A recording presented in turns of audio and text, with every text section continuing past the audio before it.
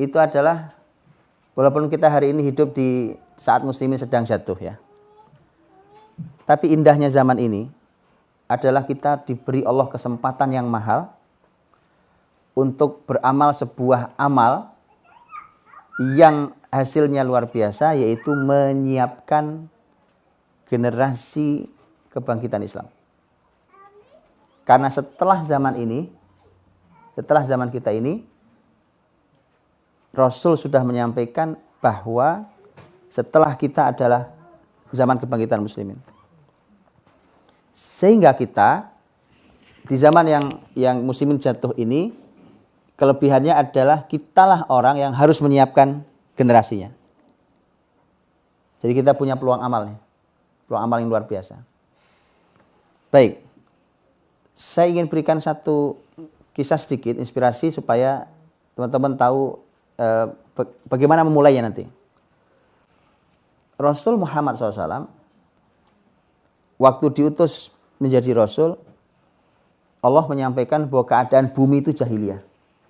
Semua tempat.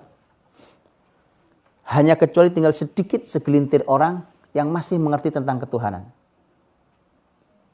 Bahkan orang-orang Mekah yang tidak punya agama, orang Mekah itu sebenarnya nggak punya agama. Orang Mekah itu cuma niru-niru orang lain, karena dia ngelihat kalau lakukan perjalanan dagang kok yang masyarakat dilewati itu pada nyembah patung-patung. Mereka pengen juga.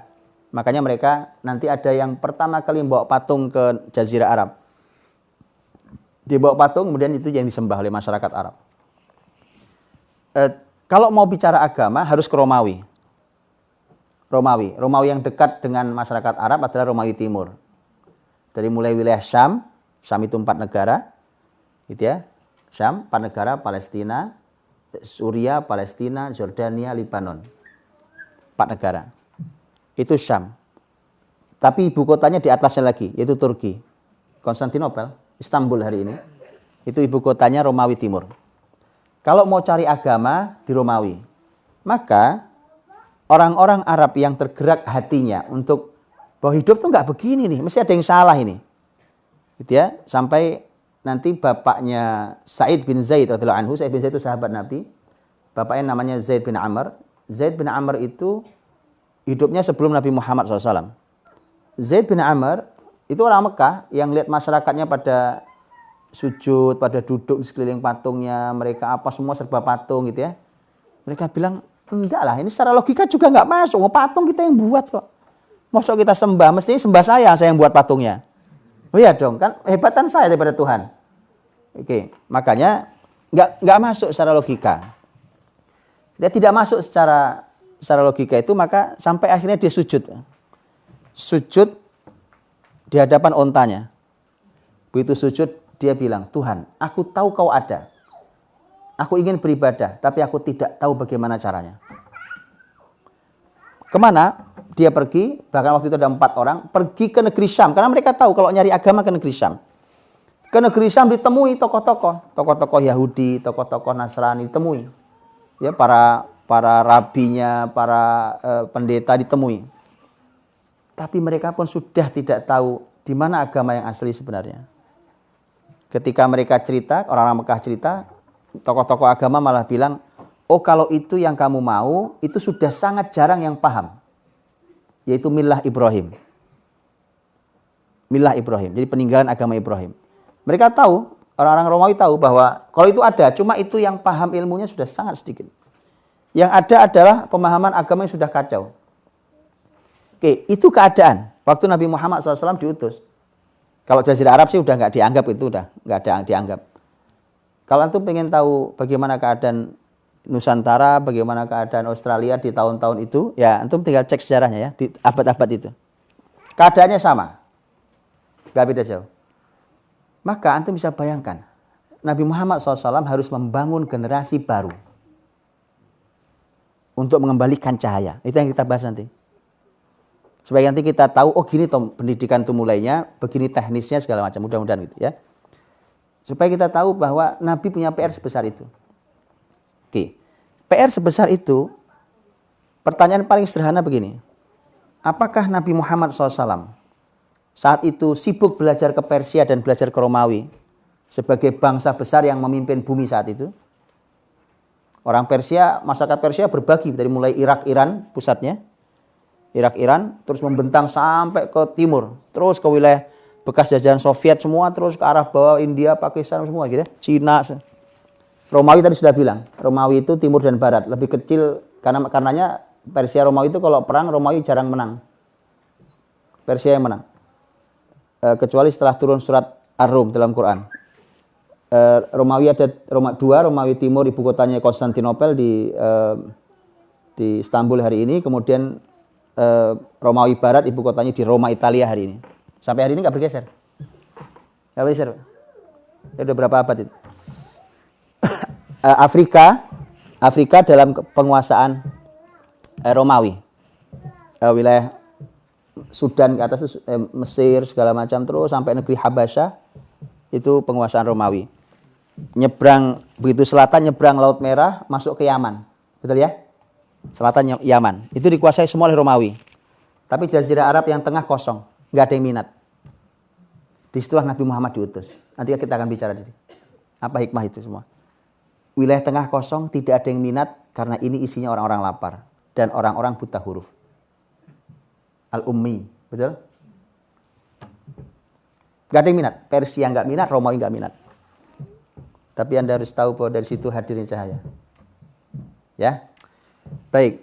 Apakah Nabi Muhammad SAW saat itu sibuk studi banding ke Persia, terus ke Romawi, atau sahabatnya ngumpul, ayo kita diskusi yuk tentang sistem perekonomian Persia, sistem pemerintahan Romawi, sistem pendidikan Persia Romawi. Yuk kita buat perbandingannya. Bagaimana kita memperbaiki? Apa itu dilakukan Nabi? Tidak. Ngerti maksud saya dengan kita hari ini? Muslimin terbuka loh teman-teman. Saya kasih contoh. Waktu nanti pemimpinnya Umar bin Khattab. Umar bin Khattab itu, jadi ini, nanti sistemnya itu Rasul semua ajaran selesai. Al-yawma akmaltu lakum dinakum wa atmamtu alaikum ni'mati wa raditu lakum al-islam madina. Sudah sempurna semua ajaran. Secara ajaran, secara kaidah sudah selesai. Tetapi secara praktek ada hal-hal yang di zaman Nabi memang belum ada kasusnya.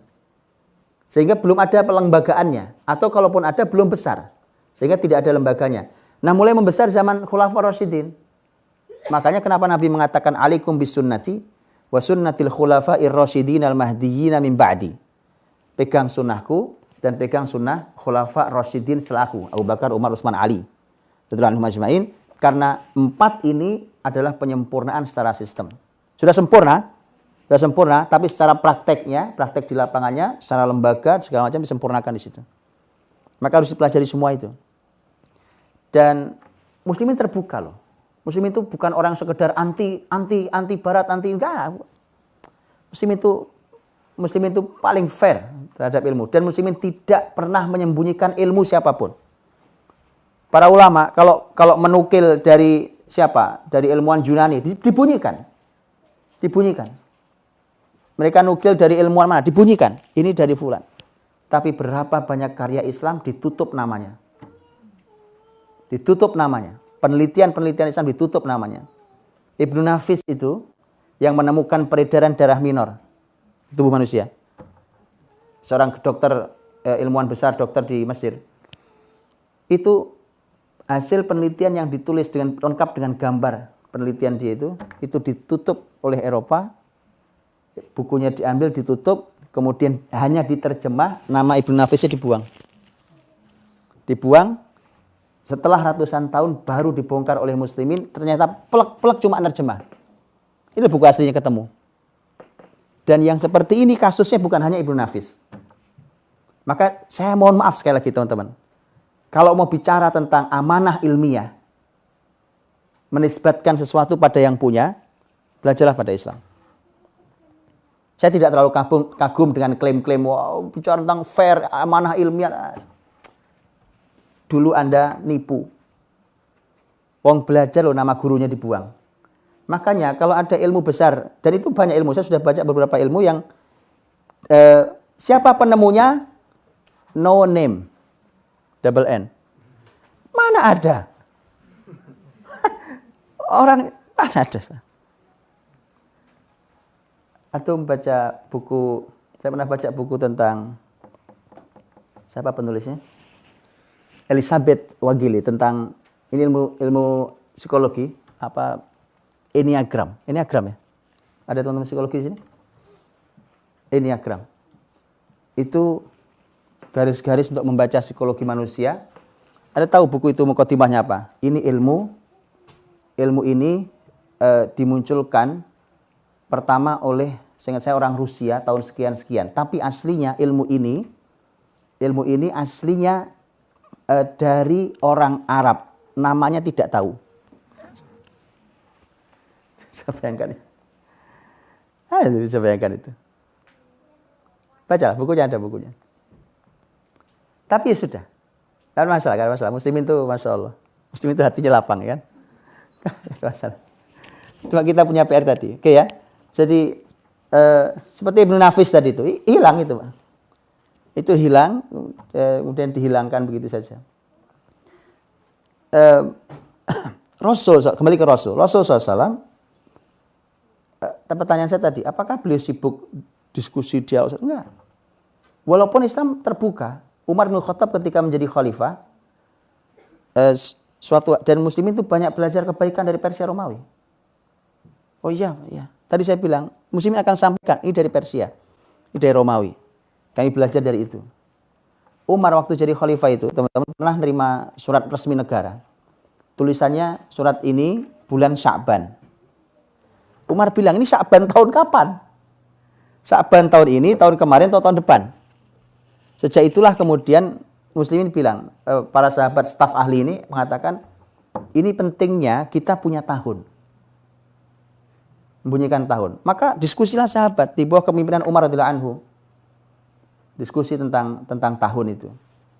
Apa kalimat sahabat waktu itu? Kalimatnya, dan ini bahkan sejak zaman Rasul. Kenapa Rasul punya cincin stempel? Nabi punya cincinnya perak. Laki-laki boleh pakai perak, tidak boleh pakai emas. Perak, dan perak itu fungsinya sekaligus stempel. Muhammad Rasulullah. Stempel itu berawal, nanti termasuk dilanjutkan zaman Umar, karena bunyinya begitu. Ya Rasulullah, raja-raja Persia Romawi itu tidak mau baca sebuah surat kalau tidak ada stempelnya. Itu kalau itu buat. Artinya belajar. Anda tahu dinar dirham?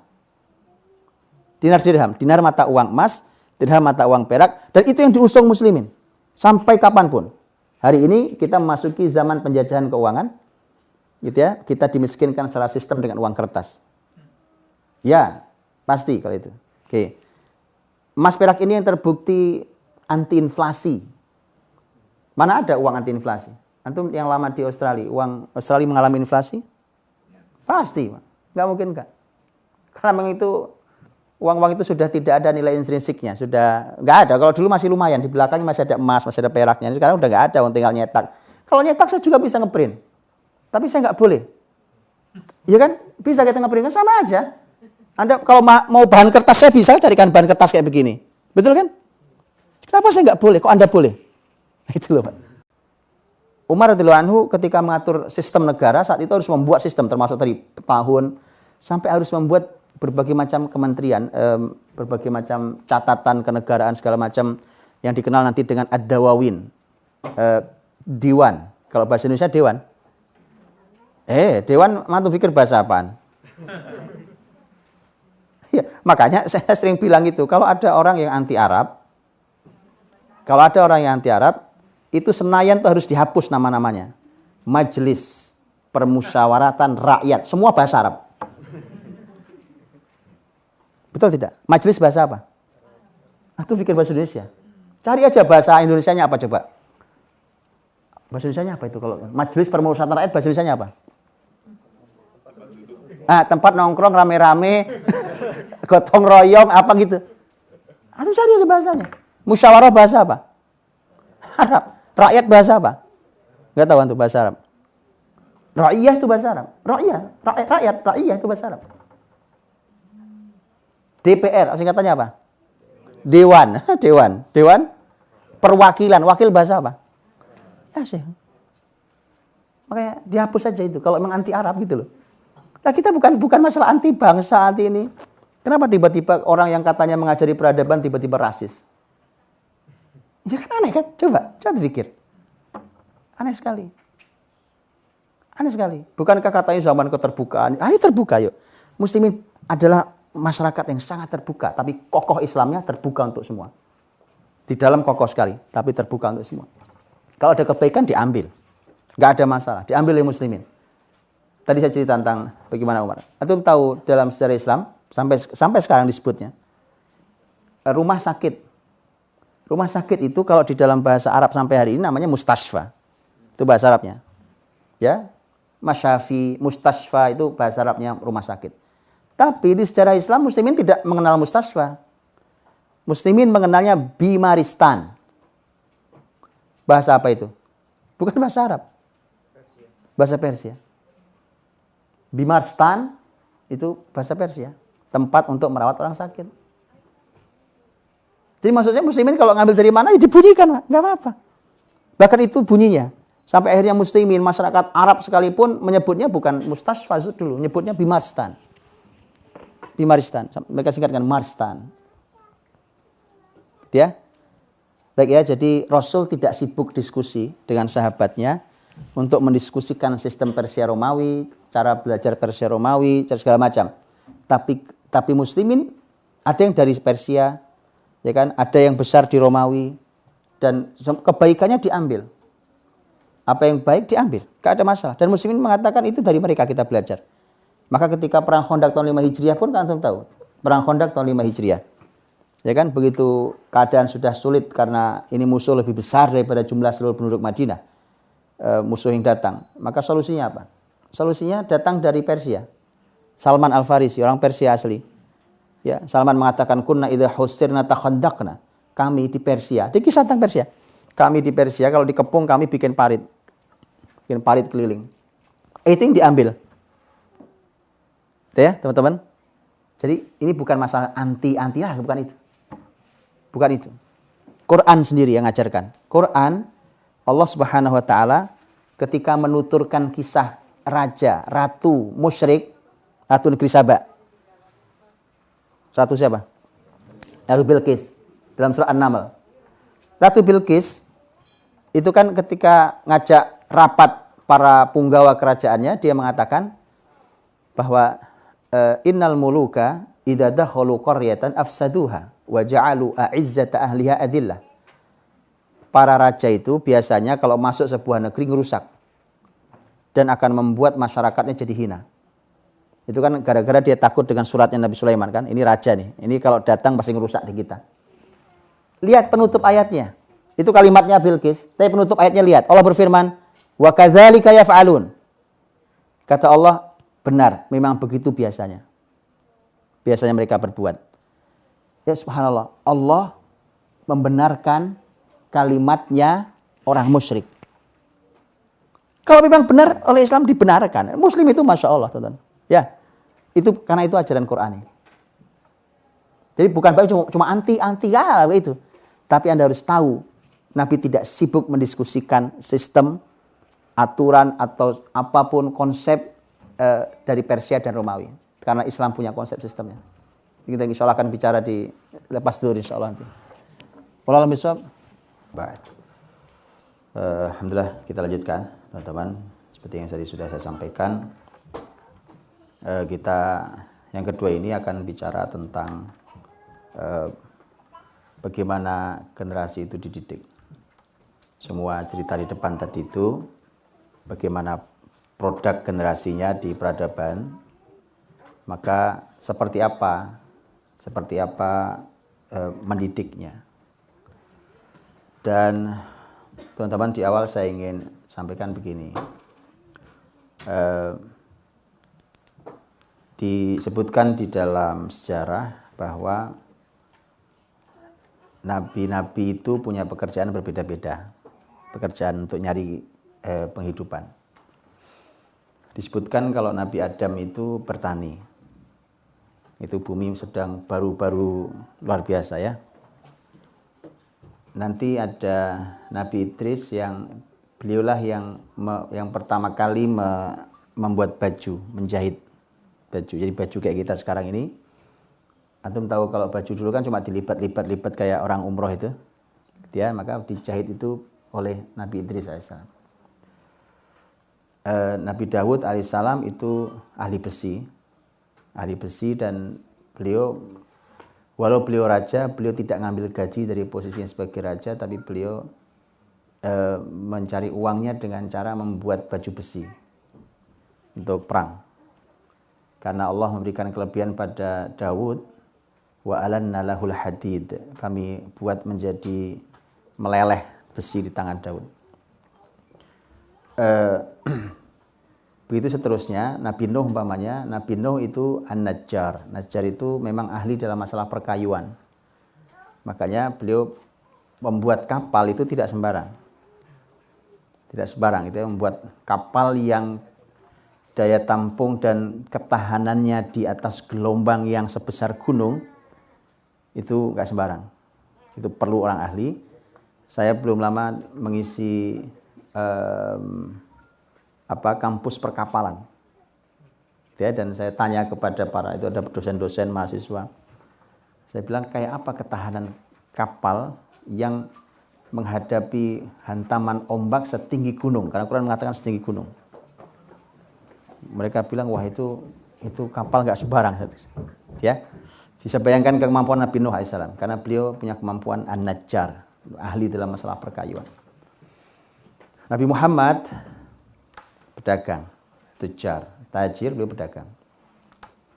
Berbeda-beda pekerjaan itu, tetapi mereka semua punya pekerjaan yang sama, yaitu sebagai guru. Semua nabi adalah guru untuk umatnya. Maka pendidikan itu dengan tugas sebagai guru, sebagai dosen, orang tua yang mendidik, bapak ibu guru, bapak ibu dosen, itu adalah merupakan pekerjaan yang paling utama, berpusarnya di situ sebenarnya. Maka jangan heran kalau di dalam peradaban Islam dulu gaji tertinggi itu adalah guru. Wajar kan? Wajarlah. Karena tidak ada para ahli di berbagai bidang itu kecuali adanya guru yang melahirkan, normal lah. Gitu ya. Kalau mereka dapat penghargaan tertinggi. Gitu ya. Lihat bagaimana Islam memberi penghargaan sesuai dengan fungsi. Ya. Saya tidak tahu kalau di sini. Tapi kalau di Indonesia agak mengenaskan, ya. Baik. Kemudian yang mau saya sampaikan sekarang ini adalah bagaimana mendidik itu ini cocok untuk kita secara pribadi di rumah masing-masing, atau kita membuat lembaga pendidikan. Karena dalam Islam tadi saya katakan, zaman Nabi itu bisa jadi hanya aktivitas yang sifatnya kecil, tapi begitu berjalan dia menjadi sebuah sistem besar. Ya, nanti saya akan bercerita sampai tema lembaga pendidikan. Bagaimana pendidikan sampai menjadi sebuah lembaga pendidikan dalam sejarah Islam. Baik, teman-teman rahmati Allah. Atau saya ingin bicara dari akhir deh. Saya bicara dari akhir. Puncaknya akhirnya. Kalau kita baca di berbagai literatur tentang tarikh al-madaris, sejarah madrasah. Ada juga buku tentang tarikh al-madaris, juga ada. Sebutan madrasah itu dulu bukan hanya untuk level seperti kita pahami. Kalau di negara-negara Islam, di Indonesia itu madrasah itu biasanya madrasah ibtidaiyah, madrasah sanawiyah, madrasah aliyah, atau madrasah ada yang mutawassithah, ada yang sanawiyah, dan seterusnya. Madrasah itu di dalam Islam dulu adalah merupakan jenjang setelah jenjang dasar. Jenjang dasar. Jadi jenjang dasar itu dulu disebutnya dengan kutab, jamaknya al-katatib. Kemudian setelah itu madrasah. Jadi jenjang Islam itu cuma 2 di dalam Islam itu. Kalau Arabnya tulisannya gini, ini ada al-kutab, gitu ya. Al-Kutab, kemudian ada Al-Madrasah. Jamaknya madaris. Ini jenjang dasar nih. Dia jenjang dasar dalam Islam yang dulu biasanya ini hanya kurang lebih sekitar 5 sampai 12 tahun. Setelahnya 12 ke atas gitu ya. 12 ke atas itu namanya madrasah. Sehingga dulu universitas itu ya madrasah. Madrasah Tibbiyah, itu madrasah Tibbiyah itu fakultas kedokteran. Namanya madrasah Tibbiyah, gitu ya. Atau kalau kampus besarnya madrasah dulu ada kampus pertama di muka bumi ini, ada yang diakui oleh UNESCO. UNESCO menyampaikan bahwa universitas pertama di dunia itu adalah Jami' Al-Qarawiyyin. Jadi UNESCO mengakui itu ya, Jami' Al-Qarawiyyin. Di kota Fes, Maroko. Di Maroko. Madrasah namanya, Madrasah Qarawiyyin. Itu universitas. Ya, nanti dan saya sudah kalau di mengajar kemarin saya sudah sampaikan di sebagian. Jami' itu arti sebenarnya masjid jami' itu. Kan kita suka nyebut masjid jami'. Itu jami' itu masjid. Masjid jami'. Ada masjid biasa, ada masjid jami'. Masjid jami' itu adalah masjid yang dipakai buat Jumatan. Gitu. Jadi sholat 5 waktu plus Jumatan. Karena ada masjid yang tidak dipakai Jumatan. Karena dulu tata kotanya, Umar dulu memberikan surat perintah, karena negeri Islam sudah mulai luas, memberikan surat perintah kepada para pemimpin di berbagai tempat. Abu Musa al-Asy'ari di kota Basra, Sa'ad bin Abi Waqqas di kota Kufah. Kemudian nanti ada berbagai sahabat di negeri Syam dan segala macam. Perintahnya adalah buatkan masjid-masjid di setiap suku. Di setiap kabilah-kabilah, suku-suku buatkan masjid-masjid. Tapi kalau Jumatan mereka harus ke kota. Kumpul di masjid jami'. Nah, itu ya. Jadi supaya muslimin ada pertemuan, bertemu dengan saudaranya, saling bertatap muka. Jadi teman-teman Jumatan itu memang fungsinya itu, salah satu fungsinya ya. Emang itu. Dan artinya bukan sembarang, bukan asal orang pengen bikin masjid gitu, enggak gitu. Dulu tertata. Jadi suku ada masjid supaya enggak jauh kalau sholat 5 waktu. Oke, tapi kalau Jumatan mereka harus bergerak ke tengah kota. Masuk ke kota, di sana ada masjid jami'. Dan itu konsep Nabi dulu. Konsep Nabi dulu juga gitu. Nah, Jami' Qarawiyyin ini adalah universitas. Memang aslinya masjid, dan supaya antum tahu, makanya nanti di dalam bahasa Arab menjadi jami'ah. Jami'ah itu artinya universitas. University apa artinya? Nah, ini university apa artinya? Oh, ini kumpul. Jami' itu ngumpul. Memang Jumatan itu buat ngumpulin. Jadi memang tidak bisa dibahasakan hari ini. Justru itu bahasanya nurut Islam ini. Ya kenapa dinamakan jami'ah kok ngumpul? Apa cuma sekedar kumpul? Bukan kumpul-kumpul. Karena idenya awalnya adalah masjid. Di masjid itulah dibuat kelas-kelas kampus. Disitulah berbagai pakar mengajarkan di kelas-kelas masjid. Gitu ya. Dan kemudian ini akhirnya menjadi jami'ah namanya. Gitu ya. Teman-teman, ini nanti juga konsep sangat mendasar. Ini juga menentukan kualitas, nggak sembarang. Walaupun ini terlihat ini adalah sistemnya, tapi ini berhubungan dengan kualitas. Antum tahu, contoh Jami' Qarawiyyin atau manapun lah. Ini lebih tua dari Al-Azhar. Lebih tua dari Al-Azhar, jauh lebih tua dari Al-Azhar ini. Nanti baru ada Al-Azhar, ada berbagai macam kampus-kampus Islam. Ini teman-teman, bukan hanya kampus loh. Bukan hanya universitas tempatnya ilmu. Negara itu kalau mereka perlu membuat kebijakan sangat penting seperti tentang masalah keamanan, perdamaian atau perang, itu datang ke sini. Mereka harus datang ke sini, harus bertemu dengan kalau sekarang dengan rektornya, dulu Syekhul Madrasah dulu, dengan rektornya untuk berdiskusi dan minta saran serta persetujuan. Baru negara bisa ketok palu. Itu dulu aturan Islam. Oke. Lebih dari itu, ini menarik nih. Lebih dari itu, adalah kalau negara sedang kesulitan pendanaan, mereka datang ke sini.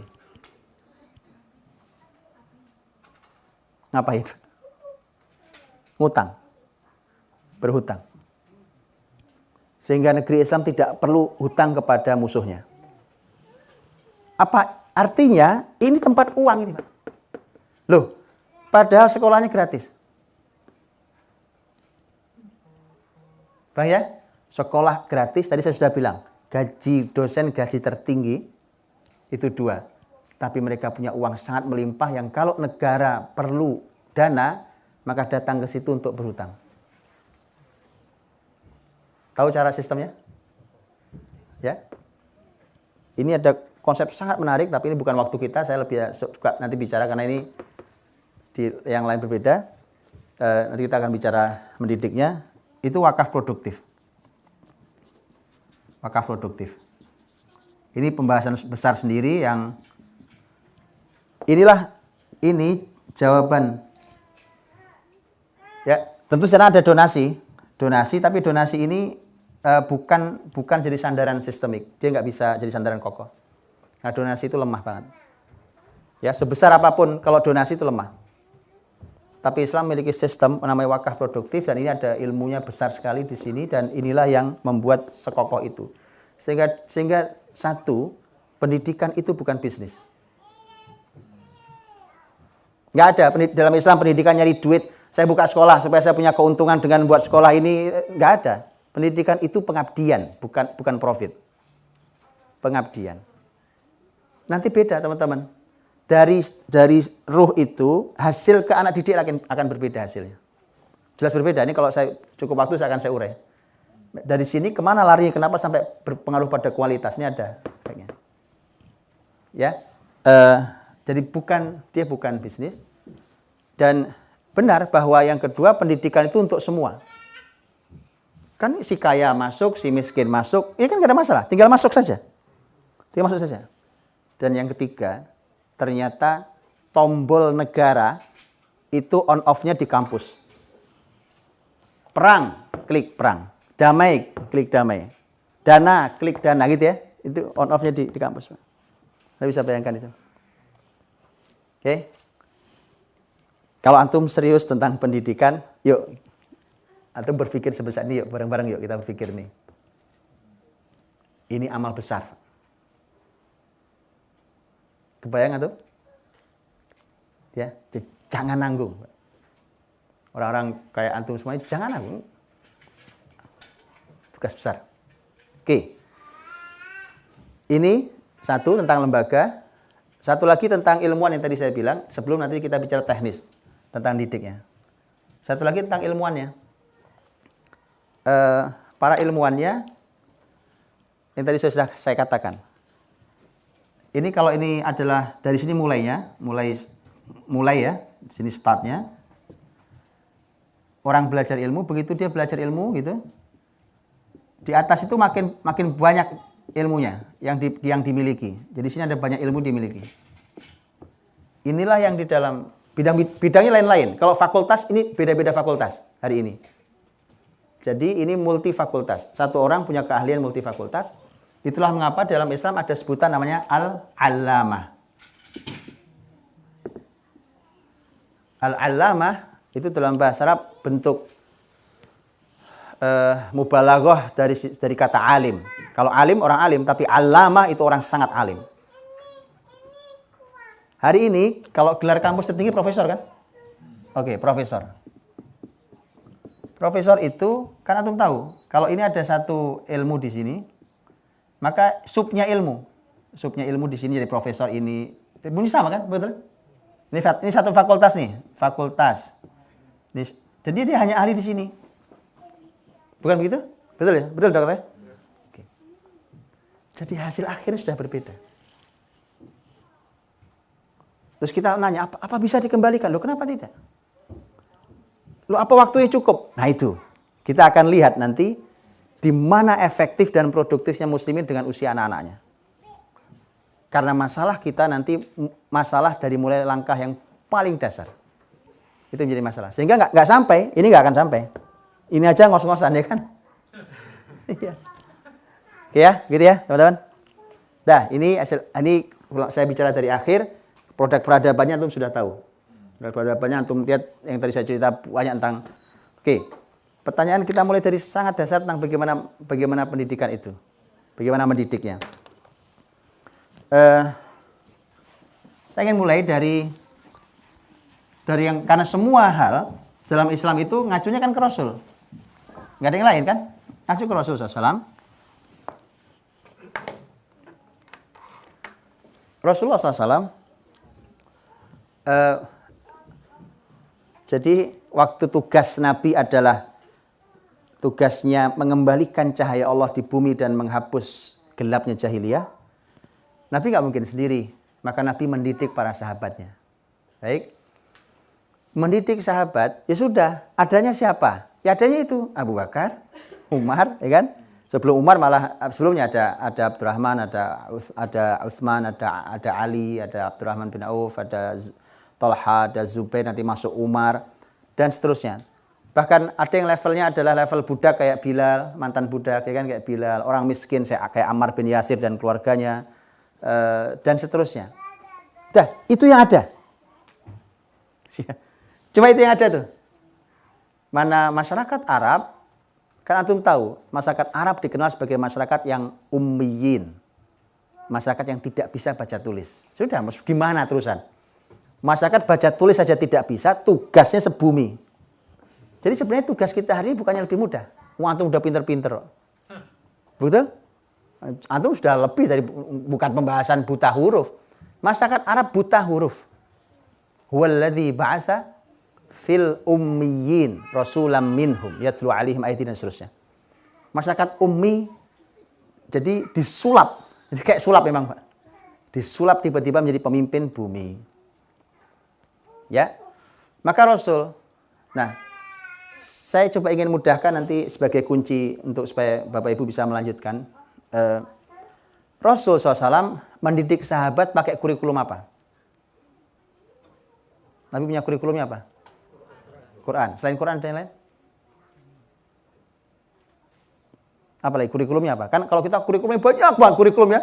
Kurikulum Australia, kurikulum Cambridge, kurikulum Indonesia, kurikulum Saudi, kurikulum Mesir, kurikulum banyak kurikulum kita. Apa lagi kurikulumnya lain? Quran. Kan itu dengan Quran kan? Nabi kurikulumnya apa lagi? Lihat teman-teman, sampai kita aja nggak tahu kurikulumnya apa. Emang nggak ada kurikulum memang, sudah nggak ada lain memang. Memang tidak ada lain. Yang satu lagi adalah yang kalau sunnah itu hadis Nabi SAW, sunnah itu adalah ini bimbingan Allah melalui Jibril langsung ke Rasul tapi tidak masuk dalam ayat. Maksudnya tema sunnah. Nanti oleh ulama akan digali dengan berbagai macam ilmu alat, keluarlah berbagai macam ilmu yang tafsir fikih, melahirkan berbagai ilmu alat usul fikih, qawaid fiqhiyah, usul tafsir, ulumul Quran, segala macam. Ya. Nah, saya ingin bicara tentang Quran supaya tahu urutan pendidikan. Karena teman-teman, yang suka kita lupa adalah masalah dua hal. Satu, urutan. Dua, tahapan. Urutan itu artinya berurut. 1, 2, 3. Tahapan itu artinya Anda nyicil. Dia bertahap, ilmunya bertahap. Sepotong sampai lengkap. Kalau di kampus kita, di sekolah kita udah biasa dengan ini. Tapi tiba-tiba begitu kita belajar agama kita, nggak pakai aturan ini. Betul apa enggak? Antum ngaji di masjid, di surau kita, di Westall, di apa tadi? Baitul Ma'mur, di manapun masjidnya. Seringkali nggak pakai kurikulum, nggak pakai ini. Antum duduk aja kan ngaji, dengerin habis itu pulang. Dengerin pulang. Ustaznya terserah nyampein apa. Atau umpamanya nyampein ilmu apa. Tidak ada urutannya, tidak ada tahapannya. Padahal kalau di sekolah, di kampus ini, semua ada urutannya. Umpamanya orang belajar ilmu matematika. Gitu ya, ilmu matematika. Ada urutannya apa enggak? Jelas lah. Kelas 1 SD belajar apa, kelas 2 belajar apa, terus sampai universitas nanti belajar apa, semester 1, 2, dan sampai selesai. Sampai nanti dia menjadi pakar matematika, bidang profesor matematika. Kan begitu kan, berurut gitu. Tiba-tiba kita tidak itu, padahal Quran sangat sistematis. Nanti kita akan lihat sistematika Quran. Ya, Quran sangat sistematis. Ya, nanti kita akan coba lihat. Oke, ini urutan tahapan juga sama. Tahapan itu kan juga sama. Dan itu juga sunatullah kehidupan. Anak-anak kita semua dulu waktu tidak langsung lari kan. Belajar duduk, bahkan belajar miring-miring dulu, belajar duduk, kemudian belajar jalan terjatuh-jatuh, baru lari. Baru kita kokoh bisa lari luar biasa. Begitu tahapannya. Belajar kan juga begitu. Dalam Islam juga gitu. Lah bayangkan kita ngaji tiba-tiba ulama berbeda pendapat. Pusing lah. Paham ya teman-teman? Tidak efektifnya kita dalam kurikulum agama itu membuat berantakan dan tidak tercapai tadi yang saya bilang tentang al-alama tadi itu. Karena nggak sistematis belajar kita. Oke ya, sudah ya? Oke. Quran ini teman-teman. Quran ini para ahli Quran menyampaikan bahwa kalau urutan turun, ini 0, ini di Mekah ya, bersama Nabi SAW. Kemudian ini 13 tahun di sini. Kemudian ini Nabi SAW wafat. Ini saya kasih nama aja. Ini hijrah. Ya, ini Madinah. Ini Mekahnya. Itu. Ini 13 tahun, ini 10 tahun. Quran turun sepanjang ini, bukan begitu? Ya kita lihat. Kita lihat bagaimana sistematika yang luar biasa untuk membangun generasi, didik generasi. Dan ini harus kita pakai. Kalau mau betul dalam pendidikan rumah kita, lembaga pendidikan kita harus pakai kurikulumnya. Ada buku bagus. Bagus banget bukunya. Penulisnya seorang dosen masih muda, seorang doktor, dosen di Riyadh, setahu saya, ya di Riyadh.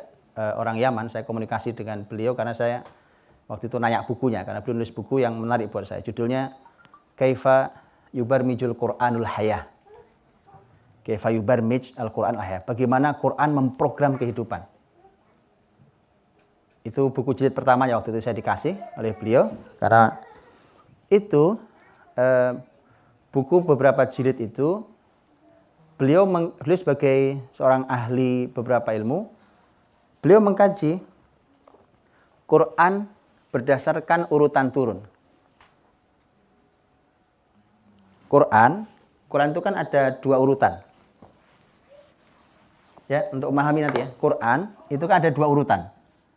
Ada urutan turun, ada urutan mushaf. Ya. Urutan mushaf itu yang kita punya ini. Kalau kita baca Quran kan pertama Al-Fatihah, Al-Baqarah, Ali Imran itu urutan mushaf. Tapi urutan turun kan tidak itu urutannya. Betul ya? Yang pertama turun surat Al-Alaq kan gitu ya. Yang kedua turun nanti surat ulama ada kalau riwayat Ibnu Abbas ada Al-Mudaththir, Al-Qalam, Al-Mudaththir, Al-Muzammil, Al-Fatihah. Al-Fatihah malah yang kelima.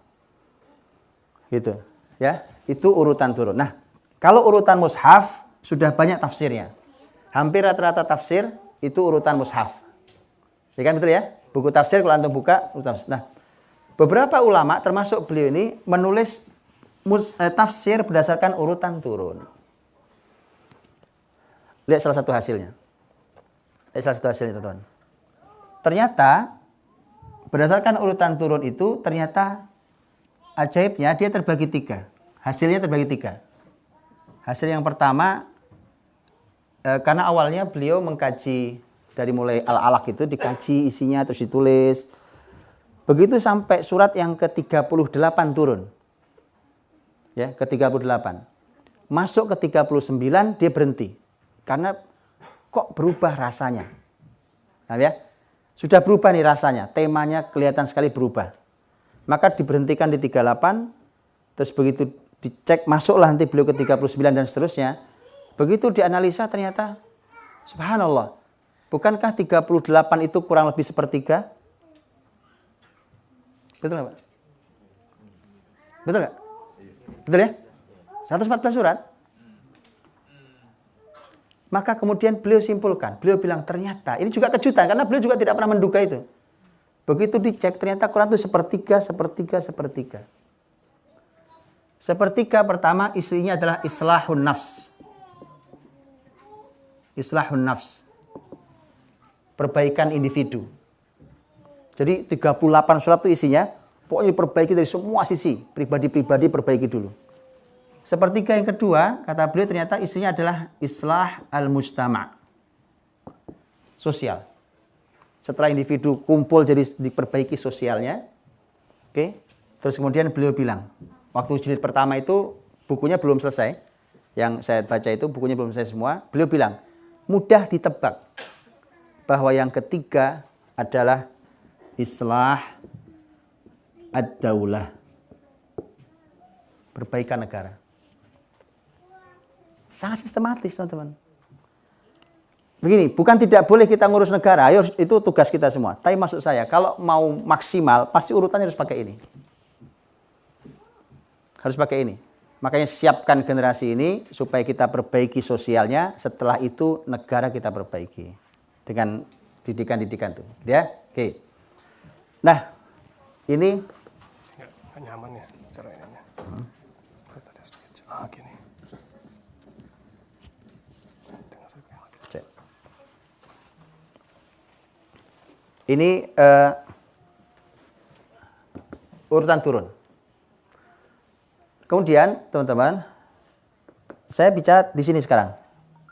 Di sini ini Mekah, kemudian Nabi hijrah, kemudian Madinah, 13 dan 10. Para ahli ilmu mengatakan ini namanya Makkiyah. Dan ini namanya Madaniyah. Nah, ayat surat yang turun Makki, yang disebut surat Makkiyah atau ayat Makkiyah, ayat atau surat Madaniyah itu karakternya sangat berbeda. Dari mulai isi sampai metodologi. Cara Quran menuturkannya segala macam berbeda. Itu semuanya jadi konsep pendidikan harusnya. Saya kasih contoh, sedikit contohnya. Nanti antum pelajari ya, Makkiyah, Madaniyah antum harus pelajari. Saya kasih contoh. Makkiyah, contohnya begini. Surat-surat Makkiyah, surat Makkiyah itu jumlahnya lebih banyak dibandingkan surat Madaniyah. Makkiyah lebih banyak dibandingkan Madaniyah. Tapi surat-surat Makkiyah ayatnya pendek-pendek. Tak tak tak tak pendek-pendek. Suratnya banyak tapi pendek-pendek. Tak tak tak tak. Paham? Surat Madaniyah itu suratnya sedikit tapi ayatnya panjang-panjang. Ya. Paham teman-teman ya? Itu kan yang diajarkan Nabi itu kan. Nabi terima wahyu, diajarkan ke sahabat. Sini duduk sini. Dapat lagi, diajarkan lagi gitu. Maka itu metode bahwa di dasar pendidikan dasar itu bisa jadi memang usianya masih kecil, atau pendidikan dasar itu memang untuk orang yang baru kenal Islam walaupun sudah tua. Yang dasar kan umurnya sudah lumayan, ilmu umumnya profesor, syahadat baru kemarin. Ya kan tadi nol. Itu. Teman-teman, itu belajarnya nggak bisa panjang-panjang. Panjang itu nggak bisa. Dia sedikit tapi harus sering. Tak tak tak tak tak tak. Itu yang bikin jadi. Sedikit tapi sering. Plak plak plak. Ini menyiapkan. Ini contoh metodologi ya. Ini nggak sembarang. Jadi kalau tiba-tiba kemudian langsung panjang gitu ya. Anak kecil-kecil sudah disuruh sekolah. Begitu sekolah panjang sekolahnya. Dari pagi sampai sore baru pulang. Masih kecil-kecil. Lihat, ini metodologi betulan, pendidikan. Dia mesti sisi tapi sering. Ya. Itu contoh tema Makkiyah Madinah. Ini dibahas dalam Ulumul Quran. Ini nggak sulit ilmunya, mudah banget. Saya cuma kasih contoh saja, karena nanti saya akan masuk ke konten. Ini, Makkiyah Madaniyah ini, ketika kita masuk, kita akan ketemu hal yang lain. Saya kasih contoh satu lagi. Temanya. Contoh tema. Temanya, kita semua tahu, Makkiyah itu membangun pondasi generasi, Madaniyah itu sudah bangunan atasnya. Pondasinya apa? Pondasinya akidah dan akhlak. Di sini sudah bicara hukum. Yuk, kita lihat prakteknya. Praktek simpelnya kita lihat. Kebayang nggak? Mengapa banyak anak-anak muslim yang dari kecil diajari sholat, yang dari kecil dibimbing sholat, sampai besar masih sulit kesadaran sholatnya? Betul? Sholat itu hukum atau akidah atau akhlak atau apa? Hukum. Di dalamnya agak ada akidah ya, tapi dia hukum. Betul? Hukum itu berat, Pak. Walaupun nanti sholat itu turunnya di sini, menjelang hijrah sini.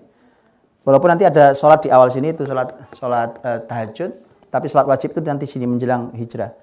Dia hukum, apalagi yang lain. Berat, puasa Ramadan.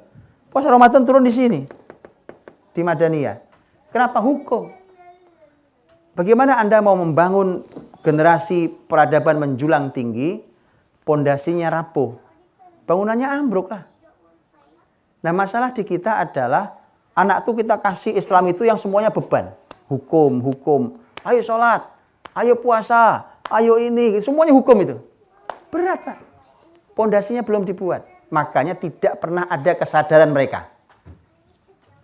Yang dibangun ini, ada akidah, ada akhlak. Di sana ada kecintaan, di sana ada kekaguman, di sana ada kesadaran, di sana ada Allah, di sana ada surga, di sana ada neraka, dan seterusnya gitu ya.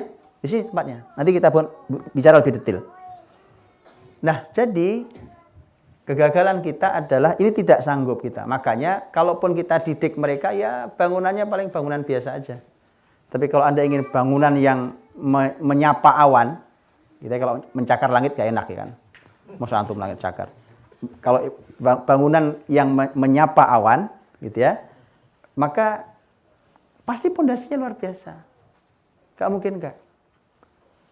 Dan itu begitulah generasinya itu, ya. Baik, nanti di sini pondasinya apa dan seterusnya nanti kita lihat. Paham sih teman-teman ya? Jadi ini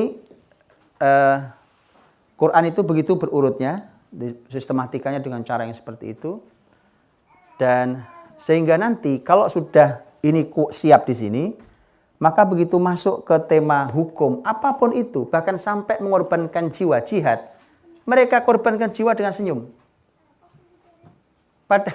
Padahal kita ini teman-teman bisa korban apa saja asal jangan nyawa saya. Betul kan?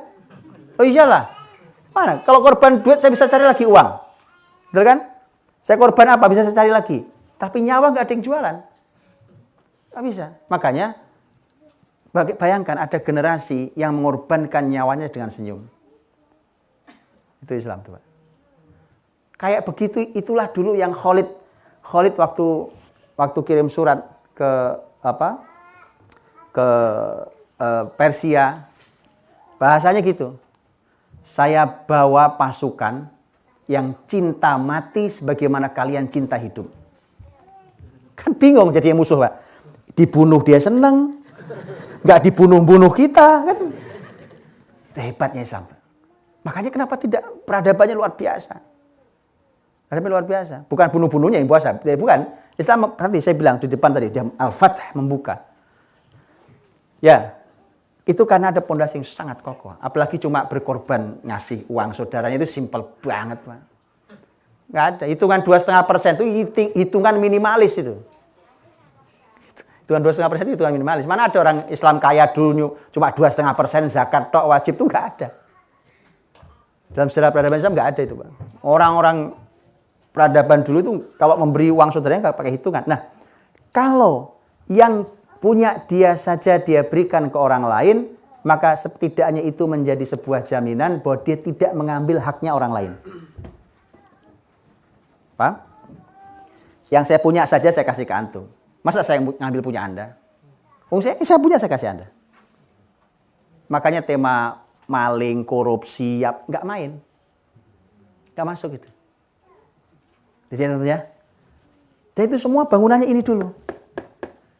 Ini bisa dijalankan, tapi tanpa ini mesti ada roda yang macet. Saya kasih contoh praktek hari ini, contohnya. Umpamanya tentang di dunia hari ini, bahkan ini jadi rebutan. Di antara yang berebut, yang pengen sekali adalah Inggris. Inggris itu ingin menjadi ibu kota Islamic banking. London itu ingin sekali menjadi ibu kota Islamic banking. Rebutan dengan Malaysia juga termasuk ikut merebut dan seterusnya. Timur Tengah juga.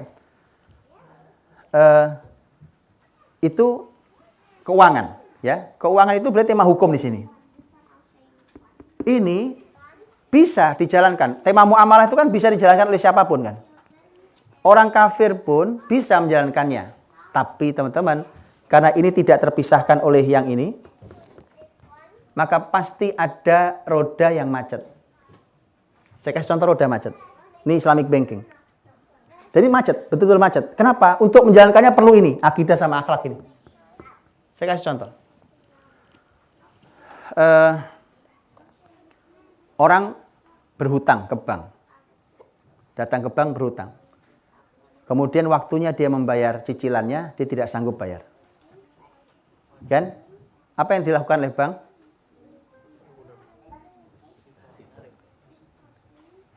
Sebelum sita. Denda. Denda, betul? Denda itulah riba jahiliyah. Nabi SAW dulu, di orang-orang jahiliyah dulu, riba jahiliyah itu aslinya adalah imma an taqdi wa imma an turbi. Kamu bayar utangmu atau kamu kena denda. Itu asli riba jahiliyah. Asal riba jahiliyah itu aslinya. Ya, kalau kita tahu riba jahiliyah itu aslinya. Maka itu kan dihindari oleh Islamic banking kan. Gimana caranya tapi? Wong ini duit ketahan di dia. Akhirnya kan sulit dijalankan. Kalau orang kafir sulit karena berhitung. Lah ini gimana? Uang tertahan sekian di dia, macet. Kredit macet ini. Dan seterusnya. Ada tahu Quran ngajari apa? Surat Al-Baqarah. Itu bicara akidah. Nggak jalan. Ini pasti rodanya nggak jalan. Quran mengatakan wa in kana dzu usratin fanadhiratun ila maisarah. Kalau betul orang itu kesulitan, maka Anda harus memberi tunda sampai dia lapang. Rugilah bisnis. Ya kan? Maka saya bilang, mesti macet. Mesti ada roda yang macet. Kenapa? Muslim bisa menjalankan ayat itu karena dia ingat umpamanya janji Rasul. Wallahu fi aunil abdi ma kana al-abdu fi auni akhi. Allah akan membantu hamba sepanjang hamba masih mau bantu saudaranya. Itu kan perlu keyakinan, Pak. Nggak bisa, mesti macet itu. Sistem itu pasti macet. Makanya antum cek deh di Indonesia dan di banyak negara juga. Itu qardun hasan, pinjaman tanpa bunga, pinjaman tanpa keuntungan, ya pinjaman satu balik satu gitu ya. Itu prosentase di Islamic banking kecil banget. Kecil banget lah. Mereka akan pikir lah, ini gimana kalau kita tidak ada keuntungannya, gimana memutar lembaga ini? Karena tadi teman-teman ya, masih ada roda yang macet. Dan satu lagi memang karena sistem belum utuh, jadi kemudian pasti macet roda. Oke. Nah ini contoh makiyah madaniyah. Satu lagi, ini penting sekali. Satu lagi, teman-teman. Para ulama memberikan catatan penting. Kisah umat terdahulu sebelum Nabi Muhammad yang ada di Quran. Jadi Quran itu teman-teman ada dibagi 3.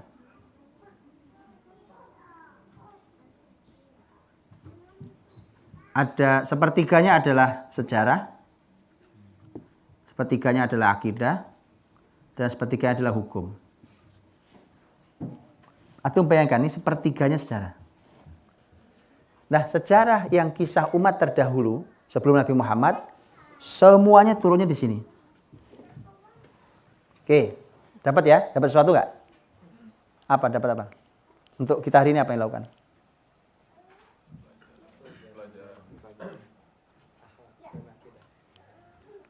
Antum punya kesimpulan apa?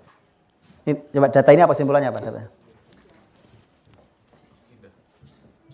Nggak, kesimpulannya apa? Nah,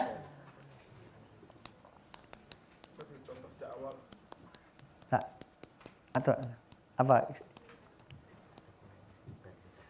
Nah, ini konsep teman-teman, konsep mahal, mudah tapi istimewa. Karena karakter konsep Islam itu mudah, hasilnya istimewa. Nggak rumit, konsep Islam itu nggak ada yang rumit. Dan itu janji Allah dan Rasulnya. Ya, lihat, saya bilang ya, Quran ini sepertiganya sejarah, bahkan lebih sebenarnya. Karena kalau untuk kita kisah Nabi Muhammad pun sudah jadi sejarah kan.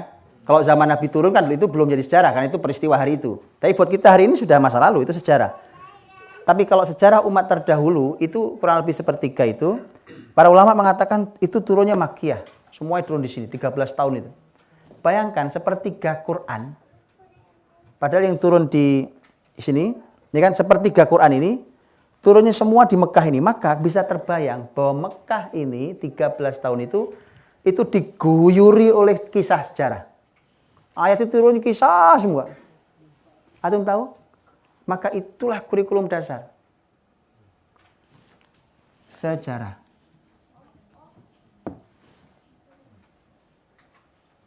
Saya mau tanya sekarang. Hari ini di pendidikan kita, sejarah dapat berapa persentasenya? Ya kan? Sedih, Pak. Tahu ya, itu ya? Jadi, gini, sejarah itu pelajaran paling gampang dan paling enak. Paling enak. Kita nggak pakai pusing-pusing berpikir, ya kan? Senang diceritain orang gitu. Semua orang senang. Anak kecil sampai orang tua senang. Kok main sejarah? Itu adalah pelajaran yang ringan, mudah, ringan. Tapi dahsyat. Kenapa dahsyat?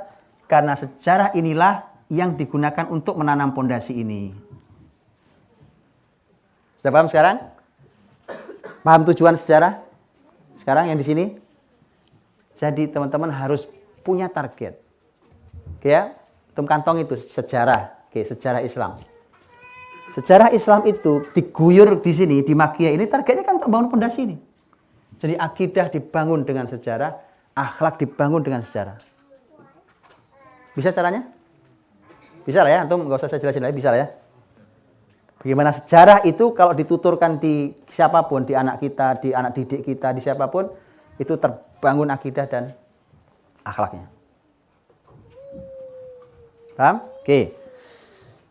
Nah, ini teman-teman, yang itu satu, itu sejarah bahwa ternyata dia menjadi kurikulum awal, kemudian dan ini targetnya adalah membuat menanamkan akidah dan akhlak. Jadi nanti teman-teman sudah tidak boleh lagi mengabaikan sejarah. Belajar sejarah itu dari mana? Belajar sejarah itu urutannya begini. Nabi Muhammad belajar sejarah apa tidak? Belajarlah, Quran semua sepertiganya sejarah kok. Quran sepertiganya sejarah. Nabi Muhammad belajar sejarah, ya. Maka sejarah pertama yang dipelajari Nabi adalah apa? Kisah-kisah dalam Quran. Ya? Satu, kisah dalam Al-Quran. Oke. Dua, yang kedua adalah kita akan harus belajar tentang dimulai dari orang terbaik, sirah nabawiyah. Sejarah Nabi Muhammad SAW.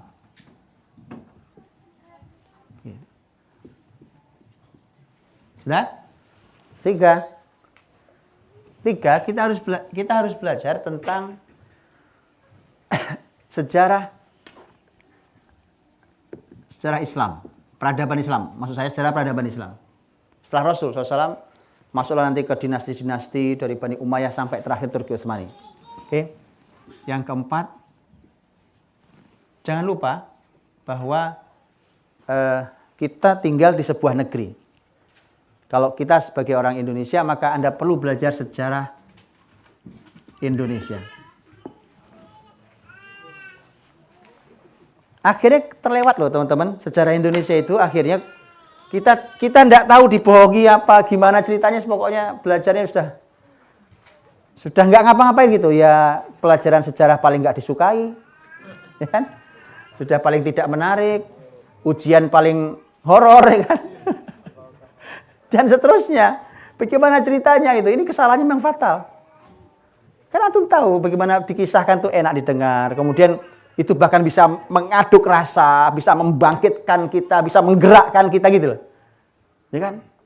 Orang terbangun visinya, kuat keyakinannya, yang tadinya lemah bangkit lagi gitu. Itu dengan bertutur sejarah. Berarti kan ada yang salah pada kurikulum, ada yang salah pada pengajarnya. Gitu. Paham ya? Ini teman-teman, kalau ini jadi kurikulum nih, pelan-pelan saja, nggak usah lengkap dulu. Bahkan baru sampai nomor 1, nomor 2, itu antum sudah akan mulai melihat perubahan di generasi, di anak-anak. Pegang aja ya. Hah? Ada ininya. Ada. Ada. Cek. Baik.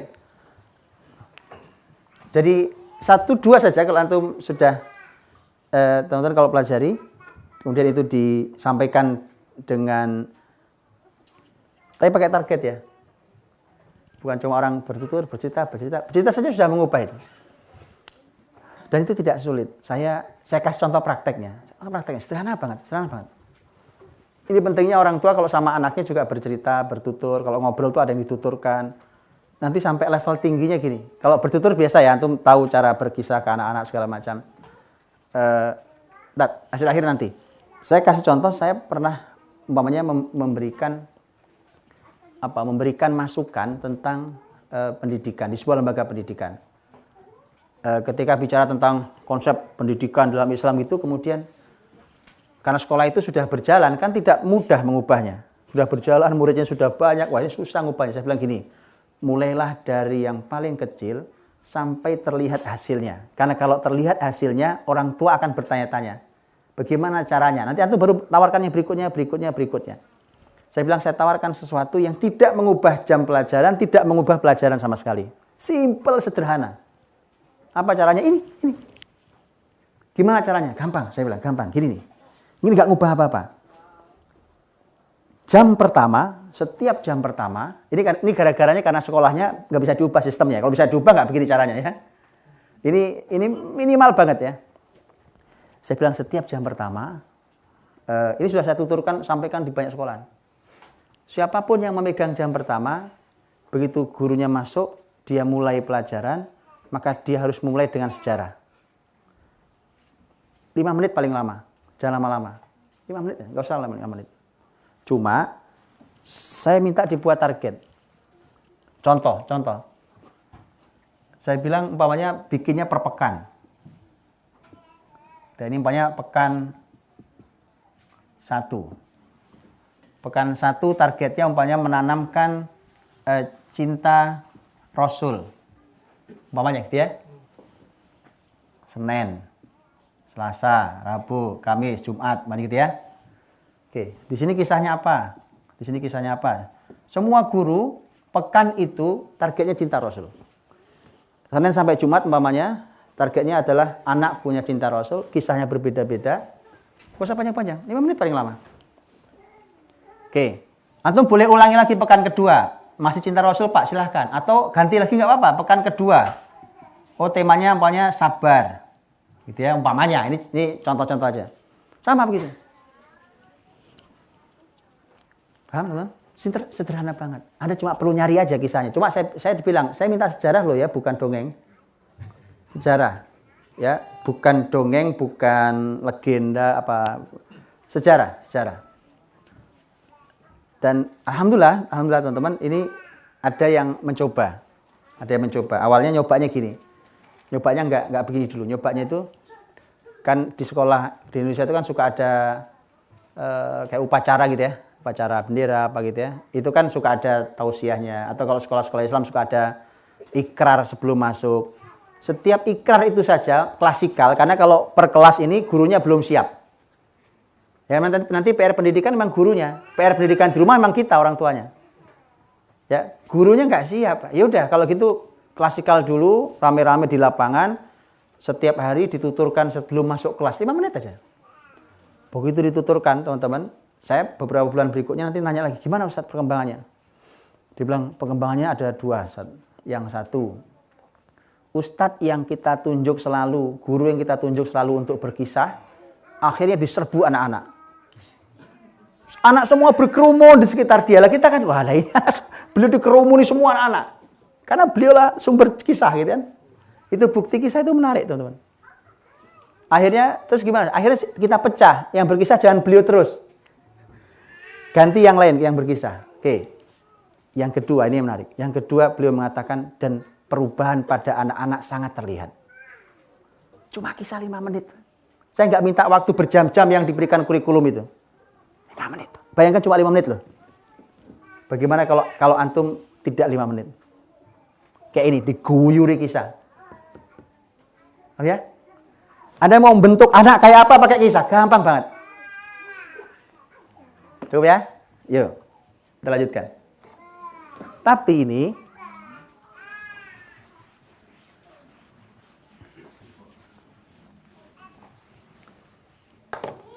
ada kalimat yang kemarin juga saya sampaikan di kajian di SK. Ada kalimatnya cucunya Sa'ad bin Abi Waqqas, ada kalimatnya cucunya Ali bin Abi Thalib, bahwa Quran itu, ini tema Quran ini, Quran itu sejajar dengan sejarah. Sejajarkan dengan maghazin Nabi, sejarah Nabi Muhammad SAW. Jadi Quran itu sejajar dengan sejarah Nabi, sebagaimana kalimatnya cucunya Ali bin Abi Thalib, kunna nu'allam maghazin Nabi SAW kama nu'allam surah minal Quran. Jadi kami diajari sejarah Nabi Muhammad SAW sebagaimana kami diajari surat dalam Quran. Segitu penting posisi sejarah. Jadi ini seperti jalan bareng, Pak. Ya, sudah ya. Berarti sekarang adalah sejarah di jalan bersama. Tapi ada lagi kalimat yang lain. Ya, kita tata ulang nanti, kita tata ulang. Ada kalimat lain. Yang pertama adalah ini diriwayatkan oleh Imam Ibnu Majah dalam sunannya. Disampaikan oleh salah seorang sahabat Nabi SAW, yaitu Jundub bin Abdillah namanya, radhiyallahu anhu. Beliau mengatakan, kunna ma'an Nabi SAW fityan hazawirah, fata'allamnal iman qabla an nata'allamal Qur'an. Fata'allamnal Qur'ana fazdadna bihi imanan. Kami waktu bersama Nabi SAW, waktu itu usia kami masih belum balik. Belum balik. Jadi sebelum balik. Dulu balik itu 15 tahun sama Nabi, sekarang balik umur berapa?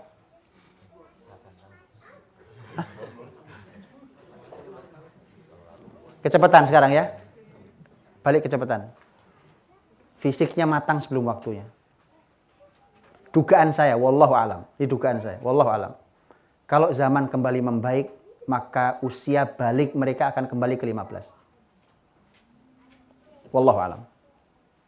Ini kajian saya, tapi mungkin kita cek ya. Kenapa? Karena balik itu kan berhubungan dengan organ tubuh. Kematangan organ tubuh. Dia matang sebelum waktunya. Kenapa? Karena terlalu banyak pandangan di luar yang nggak jelas.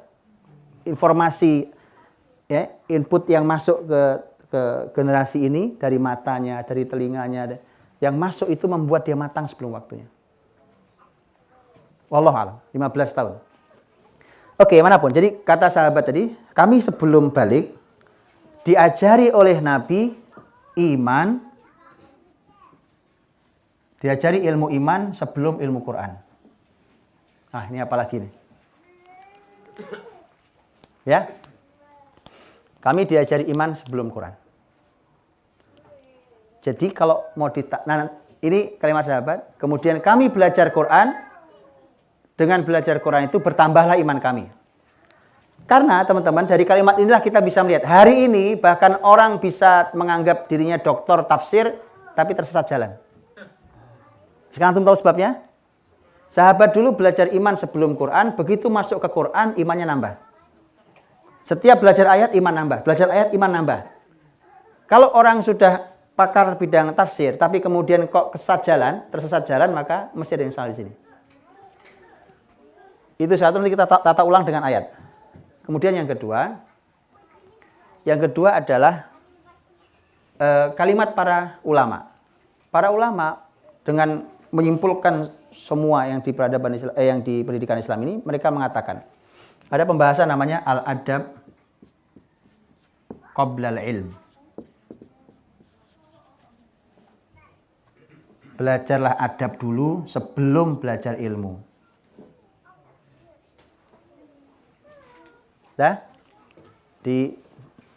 Nanti kita tata bahannya, antum cek dulu itu.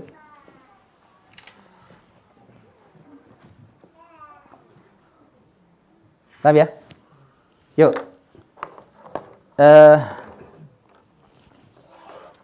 Kalau diurutkan,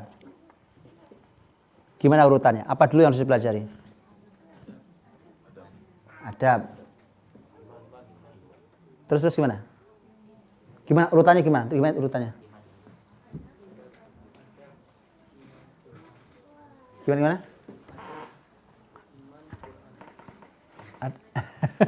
Gimana? Adab, iman, apa?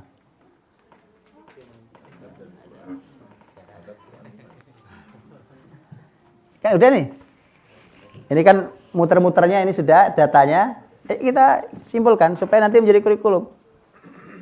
Karena masih ada PR-nya nanti. Maksudnya iman itu apa sih, Pak? Maksudnya adab itu gimana ceritanya? Terus gimana menanamkannya kan gitu. Itu PR lagi nanti. Ini dulu, simpulkan dulu. Coba gimana?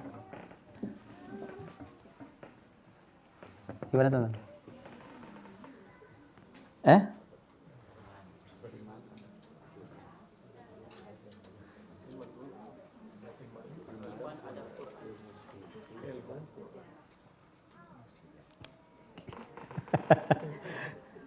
Kayaknya saya kasih PR banget.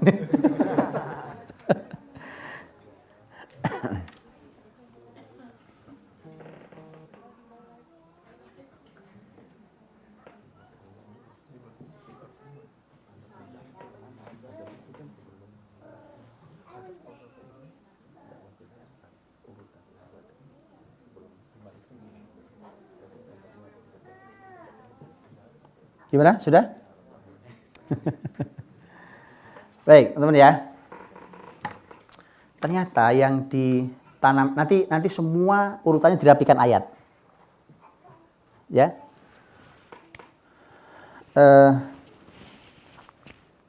Ternyata kita sekarang tahu nih, kesalahan kita adalah anak-anak dijejali ilmu dari sejak awal. Benar? Bukan itu yang harus dilakukan dulu.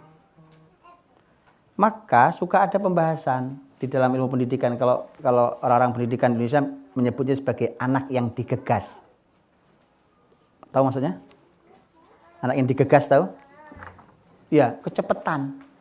Efeknya apa? Efeknya jenuh, efeknya ini itu. Bahkan saya pernah baca tulisan, penulisnya kalau nggak salah seorang kalau nggak salah di Kementerian Pendidikan Indonesia. Itu memberikan contoh-contohnya adalah anak-anak jenius yang kuliahnya di kampus-kampus ternama di dunia hari ini. Kampus-kampus top di dunia. Masih muda-muda, tapi di usia-usia dewasa mereka hidup mereka malah kacau balau. Bahkan ada yang cuma jadi pemulung, ada apa. Itu orang-orang cerdas yang dulu masuk kampus Harvard University namanya itu di usia masih sangat awal, kemudian bahkan sudah jadi dosen di usia masih sangat muda, segala macam gitu. Ya. Itu yang disebut dengan anak yang digegas. Itu. Nah, ternyata memang bukan dimulai dari situ. Bukan dimulai dari ilmu. Kita semua ingin ajarkan anak dari awal, kamu harus bisa ini, bisa itu, bisa ini, bisa itu. Apa yang dimulai dari Islam? Adab, iman. Oke. Naik sedikit Quran, sejajar dengan sejarah. Betul? Gitu ya? Boleh ditata ya. Kalau saya tata sedikit gini.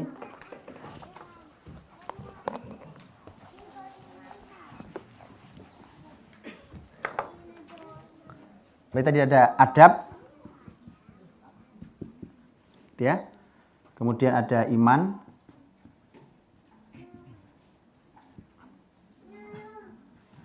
Naik sedikit ada Al-Quran.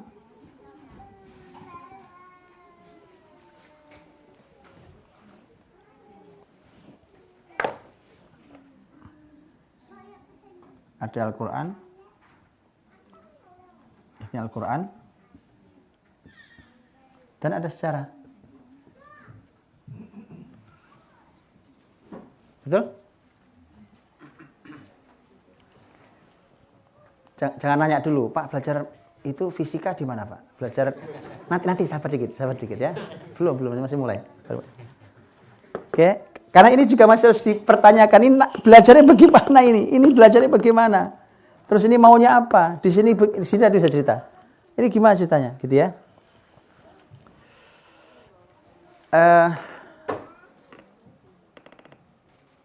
Saya sampaikan gambaran tentang ini.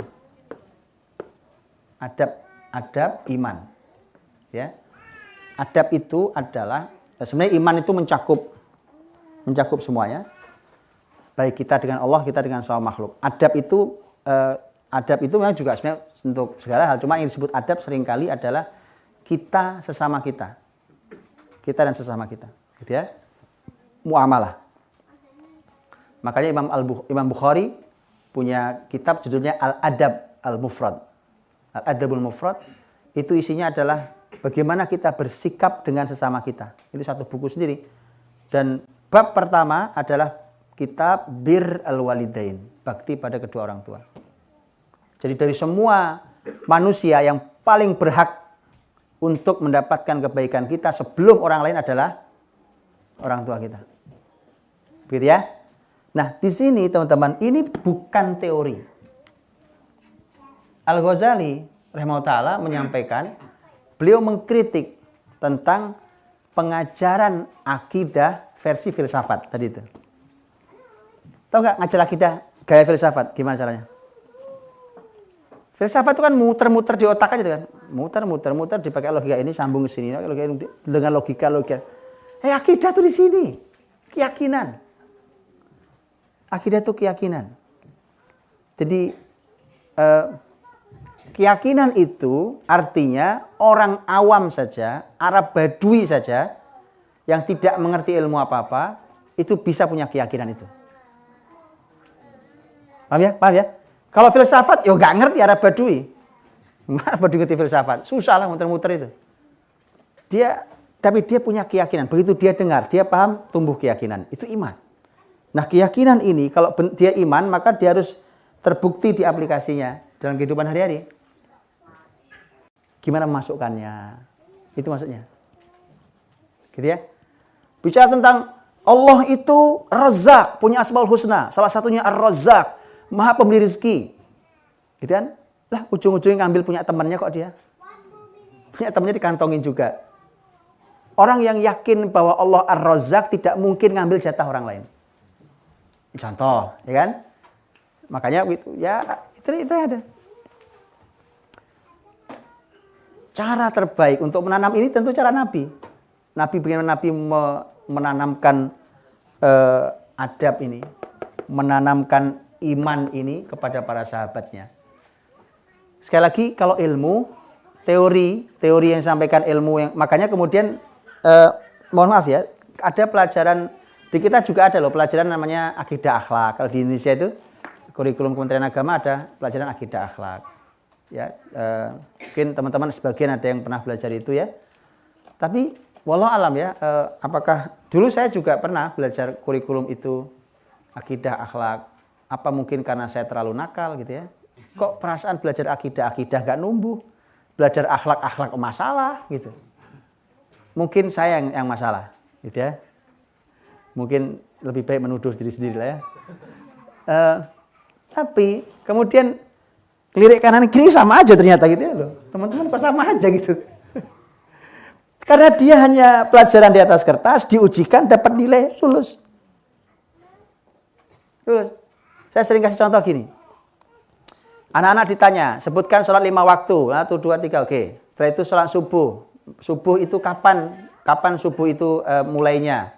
Disebutkan terbit fajar shodiq. Tapi subuh nggak bangun. Gitu loh teman-teman.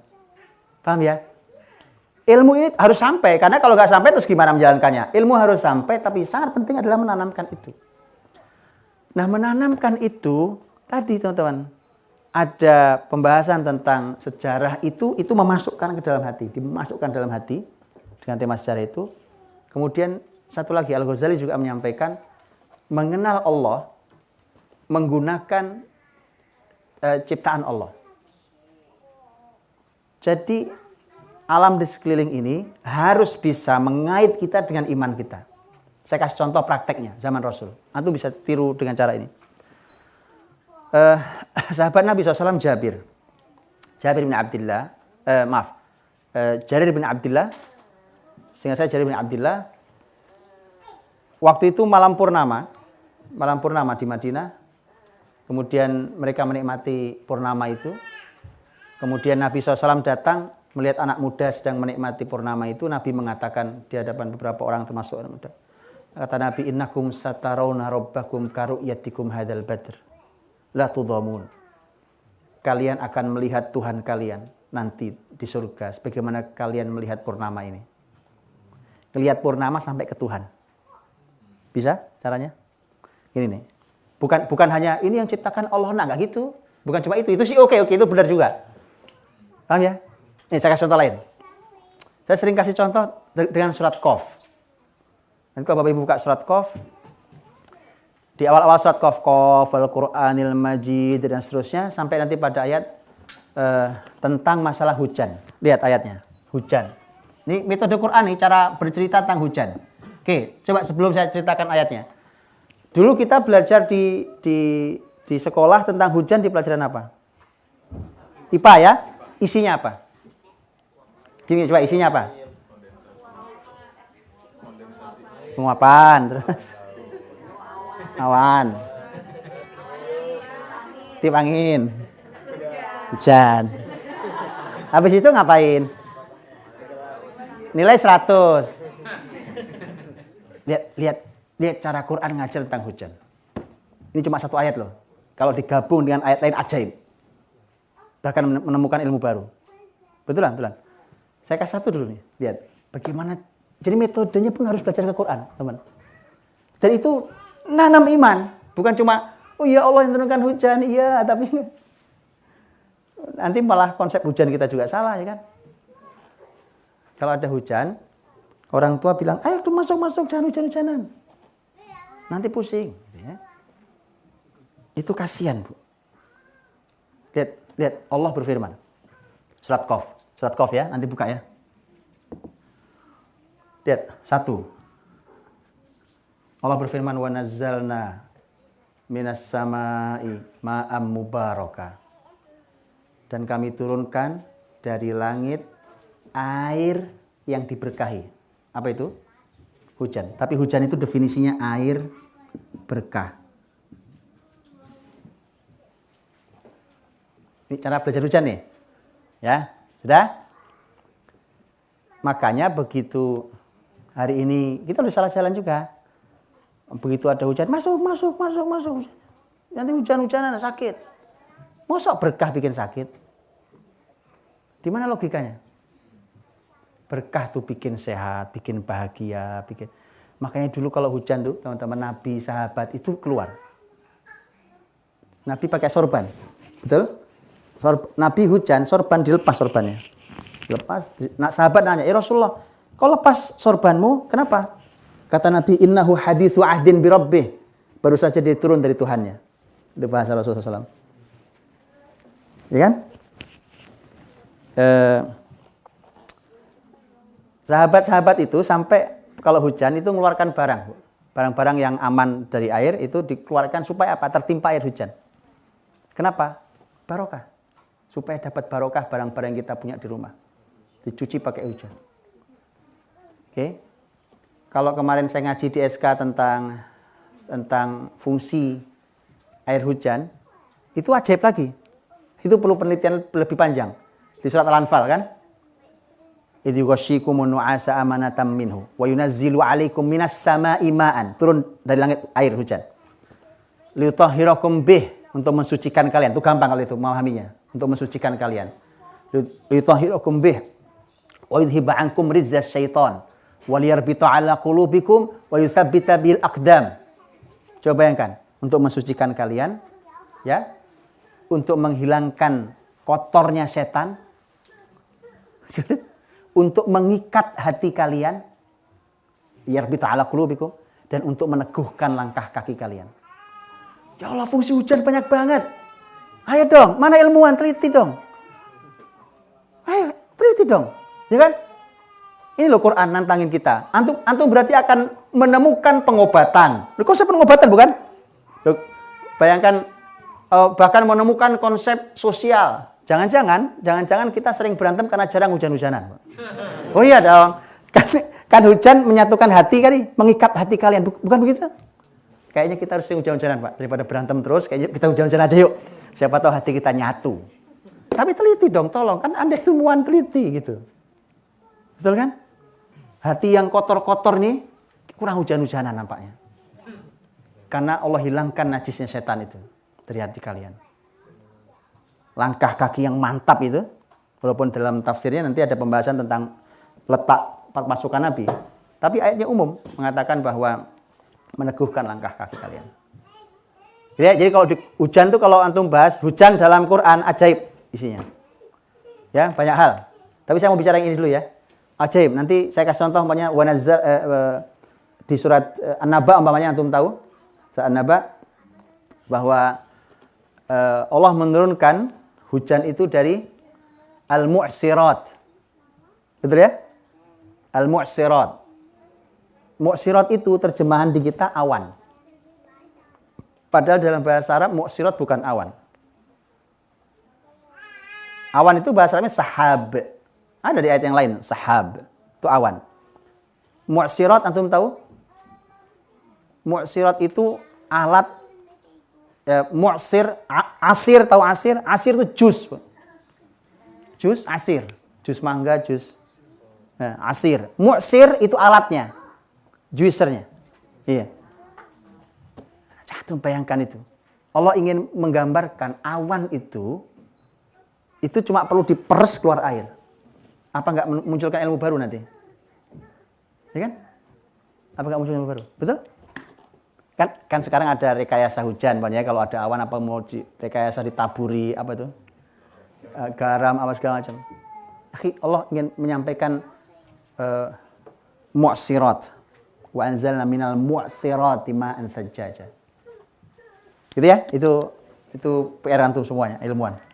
Tapi lihat cara Allah menjelaskan di satu ayat saja, di tiga ayat saja tentang hujan. Pertama air berkah. Turunkan air berkah dari langit, ma'am mubaraka. Terus, habis itu ayatnya apa bunyinya? Fa'ambatna bihi jannati wa habbal hasid. Ya? Nanti bicara fungsi. Wan nakhla basiqatil laha tal'un nadid. Bicara tentang fungsi. Fungsinya menumbuhkan pohon-pohonan, menumbuhkan ini segala macam ya, menumbuhkan termasuk pohon korma dengan mayangnya yang menjulang dan seterusnya. Ya, ini fungsi atau manfaat. Tuh. Apa berhenti sampai di situ? Enggak. Kalau prosesnya tadi sudah bilang, prosesnya ayat lain bicara. Apa berhenti? Tidak berhenti di situ. Kalimatnya nanti adalah rizqan lil ibad. Ini rezeki bagi hamba. Kalau disebut rezeki berarti kenikmatan buat kita dan itu mestinya melahirkan syukur. Jadi di sini ada sentuhan ruh, sentuhan jiwa, yang sentuhan jiwa itu menghadirkan syukur. Karena dia sebagai nikmat. Berhenti? Tidak berhenti. Rizqan lil ibad. Wa ahyayna bihi baldatan maita. Dan kami hidupkan bumi setelah matinya. Masuk ke fungsi lagi tapi lebih besar lagi. Bumi mati, tanah itu mati, dihujani tumbuh dia. Wa ahyayna bihi baldatan maita. Yang keempat, kadzalikal khuruj. Begitulah kebangkitan kalian nanti. Antum lihat, bicara hujan loh teman-teman, ujungnya kebangkitan. Ngerti? Gimana? Kurikulum itu nggak ada di kita kurikulum itu. Gitu. Kalau bicara sama anak-anak begitu teman-teman. Ngelihat hujan, ini cara bertuturnya. Tadi boleh juga, ini penguapan, nguap awan, boleh juga nggak apa-apa. Itu kan, ya kan? Kenapa antum tidak? Ya dong, Quran dong, ayo dong. Ini loh metode Qurani asli yang telah membentuk generasi luar biasa terbaik yang ada di muka bumi ini. Ini loh. Ya. Ini cuma contoh. Dengan itu maka betul tadi Al-Ghazali mengatakan mengenalkan Allah dengan ciptaan Allah ini cara mengenalkannya begini. Qurani metodenya. Bisa ya? Ini contoh bisa ya? Oke.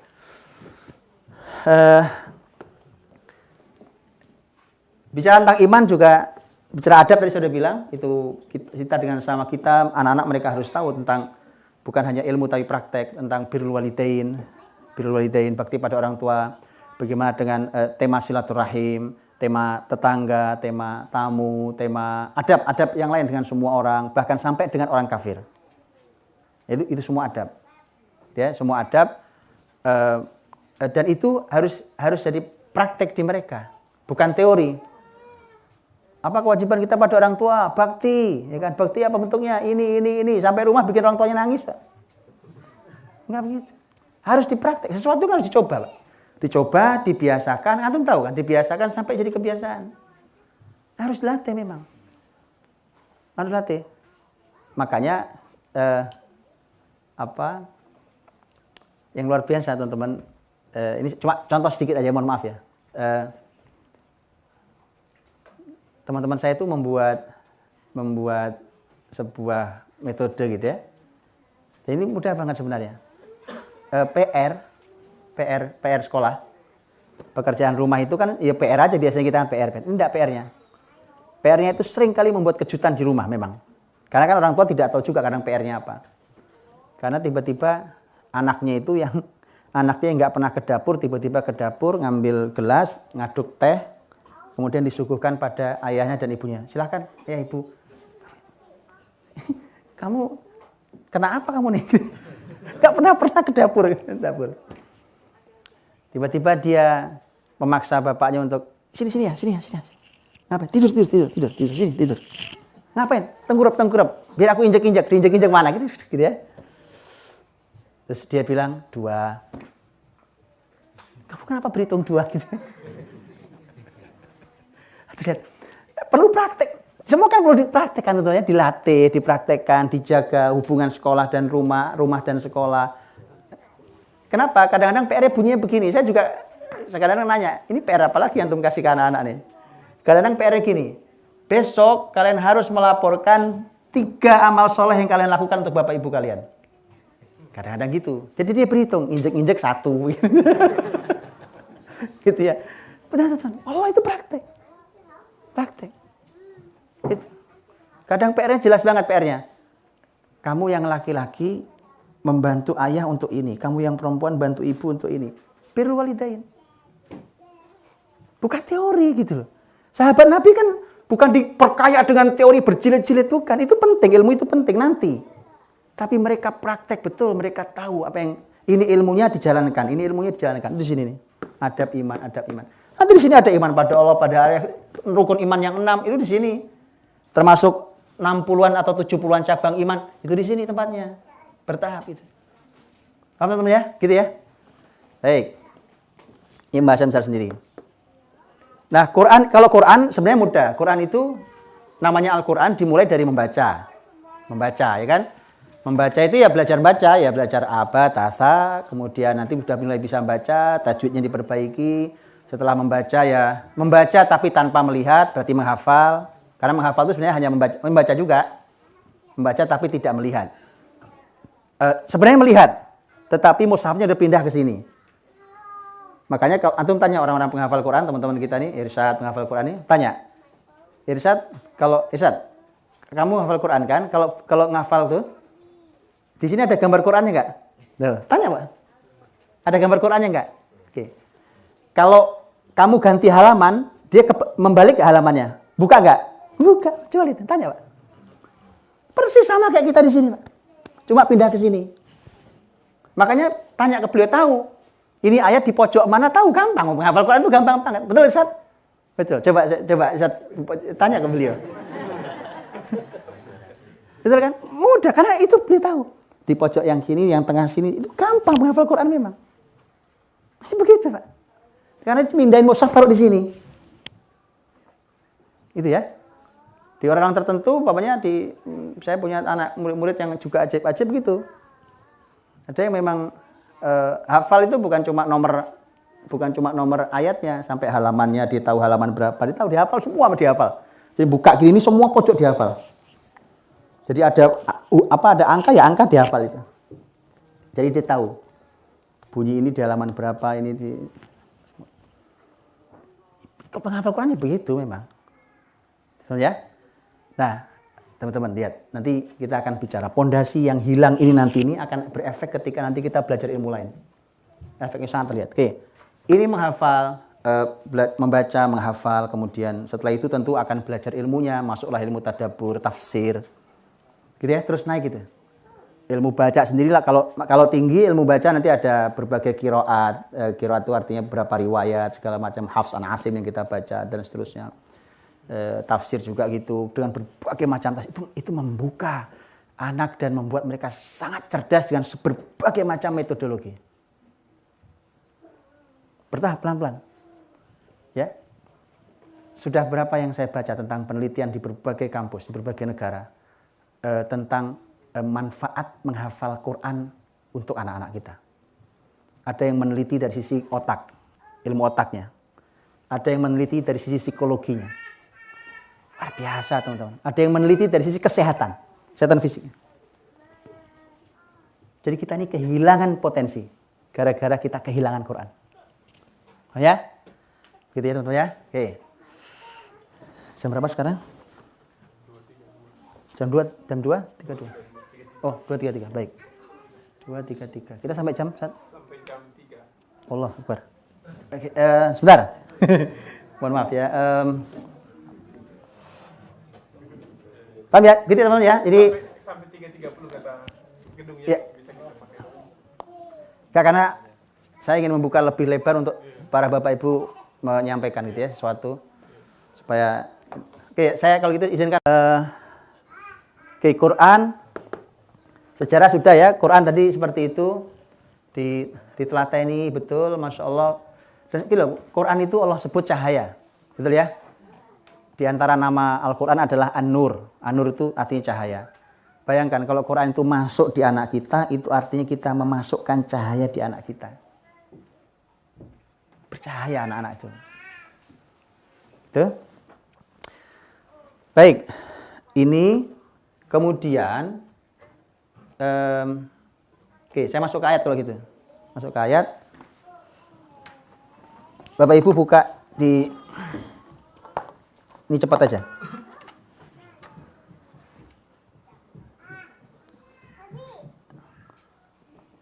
Nanti ada yang surat Al-Baqarah ayat 129.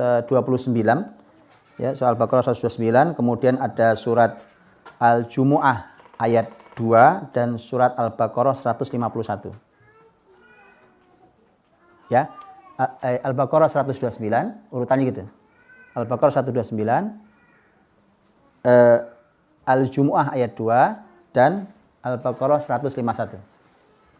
Ya, saya ringkaskan saja ya karena saya ingin supaya ada banyak dialognya. Saya ringkaskan saja ayatnya. Begini ringkasannya. Ini kita hapusnya.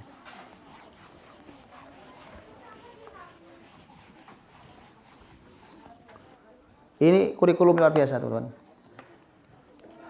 Dimulai ayat pertama itu doa Nabi Ibrahim.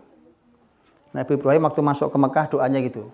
Rabbana wa ba'ats fihim rasulan minhum yatlu 'alaihim ayatika wa yu'allimuhumul kitaba wal hikmata wa yuzakkihim. Ya, innaka antal azizul hakim. Ini doa Nabi Ibrahim minta bahwa nanti kalau rasul yang diutus di Mekah sini ini itu tugasnya ada 4. Satu, membacakan Al-Qur'an, membacakan Alkitab, ayat-ayatmu ya Allah dibacakan, kemudian mengajarkan ilmu Alkitab, mengajarkan ilmu Al-Hikmah dan mensucikan jiwa masyarakatnya. Itu tugasnya 4. Oke, itu doa Nabi Ibrahim. Allah jawab dengan diutus Nabi Muhammad. Di Mekah Nabi Muhammad SAW. Jawabannya Al-Jumu'ah ayat 2. Huwaladzi ba'atsa fil ummiyina rasulan minhum. Dialah Allah yang telah mengutus seorang rasul. Nah, udah diutus sekarang. Telah mengutus seorang rasul. Yang fungsinya sama. Seperti diminta Ibrahim. Udah diutus, sudah. Tugasnya ternyata 4 juga. Cuma ada yang dibalik.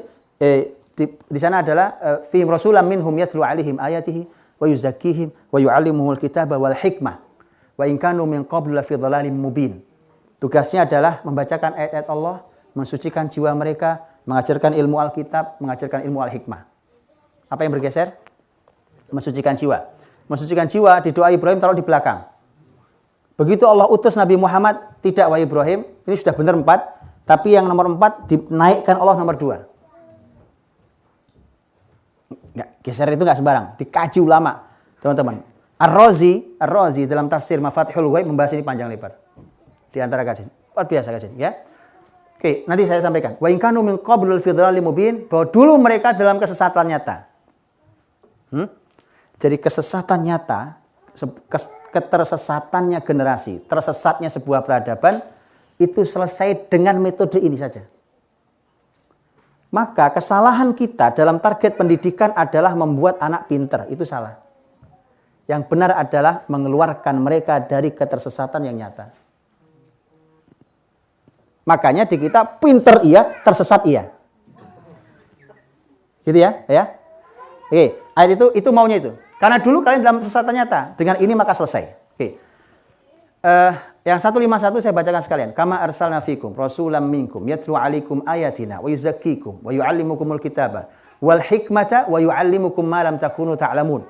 Sebagaimana telah kami utus seorang rasul di antara kalian yang tugasnya membacakan ayat-ayat kami pada kalian, mensucikan jiwa-jiwa kalian, mengajarkan ilmu Alkitab, mengajarkan ilmu al-hikmah dan mengajarkan ilmu apa saja yang kalian tidak tahu. Yuk kita susun ya, susun. 3 ayat itu, teman-teman, susunannya menjadi begini, susunannya. Yang pertama adalah membacakan ayat. Ini nanti merangkai sini ya, membacakan ayat. Sudah. Yang kedua adalah mensucikan. Mensucikan jiwa. Naik lagi. Apa? Mengajarkan ilmu Alkitab. Oke, naik lagi. Mengajarkan ilmu Al-Hikmah. Oke, naik satu lagi. Apa? Apa? Ilmu apa saja yang manfaat. Ilmu manfaat. Oke, ini jawaban pertanyaan Bapak Ibu nanti. Di mana anak saya belajar matematika, fisika, kimia? Sudah tahu tempatnya? Maka tadi saya bilang dari depan, urutan tahapan, urutan tahapan. Bacakan ayat, digempur ayat, dibaca, diperdengarkan sampai dihafal. Satu ayat Al-Fatihah dihafal, besok Qul huwallahu ahad hafal, besok An-Nas, Al-Falaq hafal, terus gitu. Sampai 30 juz dihafal, membacakan ayat. Itu ada proses pensucian jiwa nanti. Di sini sudah ada proses pensucian jiwa. Di sini ada proses tambahan. Berarti ini hal yang terpisah. Karena ini kalau ini tidak mungkin dipisah kecuali memang ada perbedaan. Orang baca ayat bisa membantu pensucian jiwa, iya. Tetapi ini berarti harus ada tambahan. Selain ini mensucikan jiwa, mereka harus mulai dikenalkan dengan praktek ibadah, termasuk tadi mengenalkan ini adab iman itu masuk ke sini untuk mensucikan jiwa dulu. Saya sering mengibaratkan Bapak Ibu kalau Anda punya gelas atau punya bejana gitu, punya piring, mangkok, oke, mangkoknya kotor berdebu. Kemudian saya datangkan air yang paling jernih dari sumber di Australia ini, saya tuangkan di situ. Pertanyaan saya, Anda bisa minum airnya? Nggak bisa minum. Kenapa sebabnya? Airnya jernih loh, Sebabnya apa? Jadi tampungannya kotor. Generasi ini menjadi masalah adalah ilmu sebagus apapun, tampungannya kotor. Malah akhirnya mubazir, betul? Sayang, air yang jernih malah nggak bisa dipakai. Paham? Ini Islam, begini. Oke. Baru bicara ilmu. Ini ilmu. Paham? Lihat di sini. Adab iman, ini detail caranya. Nah, di atasnya sini ini. Jadi di atasnya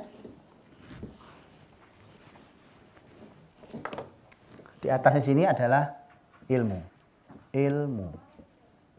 Ilmu 3 itu. Ini ya, 1, 2, 3. Ilmu Alkitab ajarkan dulu. Anak-anak mulai kenal dengan, oh Al-Fatihah itu apa sih isinya sebenarnya? Maka dikenalkan.